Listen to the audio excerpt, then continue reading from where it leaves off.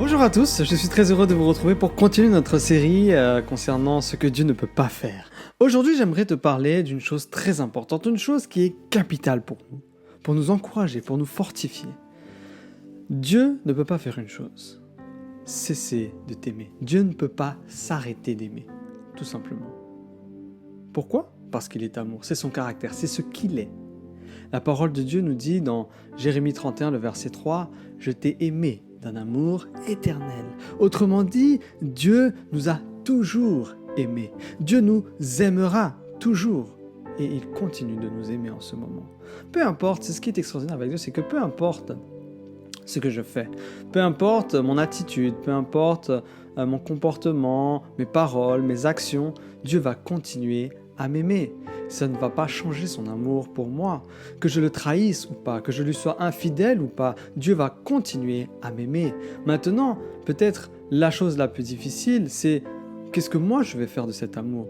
Dieu, lui, la parole de Dieu est claire dessus. Il fait pleuvoir sur les bons comme sur les mauvais. Parce que Dieu aime tout le monde. Il ne fait exception de personne. Que tu sois bon, entre guillemets, ou mauvais, Dieu t'aime quand même. Il ne faut pas penser que Dieu aime que les justes.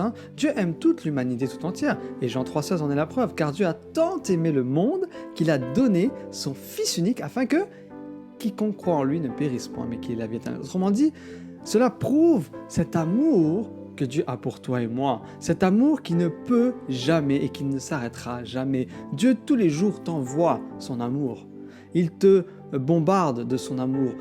Maintenant, peut-être tous ne répondons pas favorablement à cet amour. Mais même si je ne réponds pas favorablement à son amour, il continue de m'aimer. Il continuera de m'aimer jusqu'à la fin. Il ne lâchera jamais l'affaire.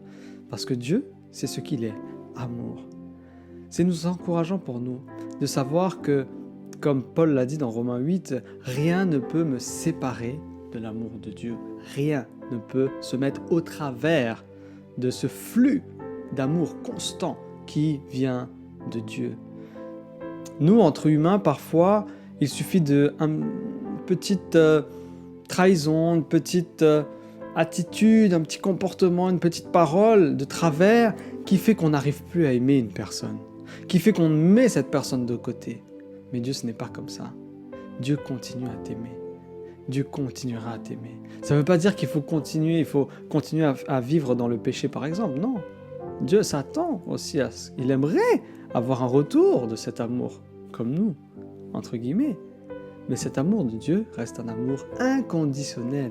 Et c'est une joie pour nous de savoir qu'il y a quelqu'un qui m'aimera toujours. Même si mes parents, même si mon mari, ma femme, mes enfants, à un moment donné, entre guillemets, par leur attitude, me montrent qu'ils cessent de m'aimer. Mais il y a toujours quelqu'un qui t'aimera. C'est Dieu. Et peu importe ce que tu feras, il continuera à t'aimer. Parce que son amour n'est pas basé sur ce que tu fais, n'est pas basé sur ce que tu feras, n'est pas basé sur ce que tu es, entre guillemets, ce que tu représentes. Son amour, il est là parce que il ne peut faire autrement, Dieu, si ce n'est que d'aimer tout le monde. Parce que c'est un être d'amour. Alors, que nous puissions être fortifiés par cette parole et que cela puisse nous encourager à continuer à cheminer avec notre Dieu. C'est une bonne nouvelle, n'est-ce pas, de savoir qu'il y a quelqu'un qui m'aimera toujours. Voilà la promesse que j'aimerais te laisser aujourd'hui. Je te donne rendez-vous demain pour qu'on découvre ensemble un nouvel aspect, une nouvelle chose auquel Dieu ne peut pas faire. Bonne journée à toi et je te dis donc à demain. Bye bye.